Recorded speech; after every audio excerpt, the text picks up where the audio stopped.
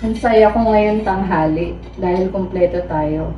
Kahit simpleng ulam lang, parang espesyal na pagsama-sama. Nanay, sana bumalik ka kagad. Kahit pagod ako sa school, ang mahalaga sa akin, makita kang masaya. Ate, bakit umiiyak ka?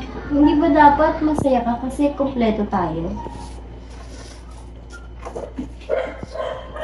Oo anak, masaya tayo. Ang luha ng ate mo ay tanda ng pagmamahal. Naalala ko nung bata kasi namin, kahit wala tayong handa, masaya pa rin tayo kasi buo ang pamilya. Ang samahan, iyon ang tunay na kayamanan.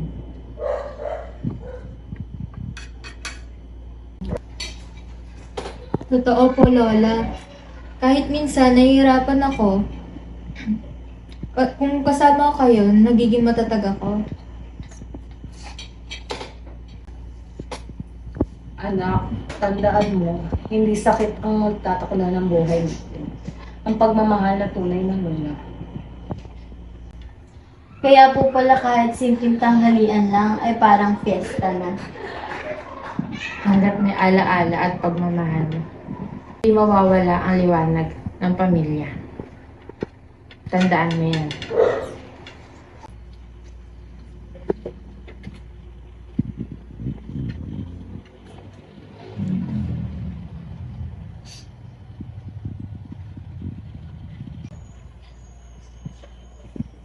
Salamat sa inyo. Hanggat may pagmamahal, may pag-asa.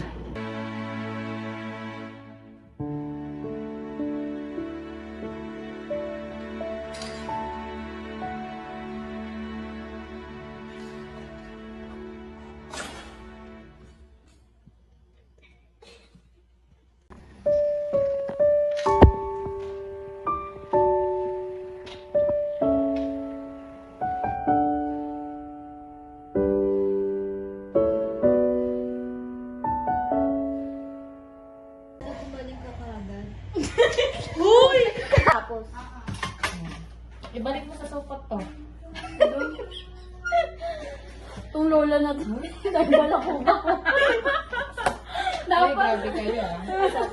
Ayun, dapat nakita ba yung buhok niya? Nakita, buong katawan niya.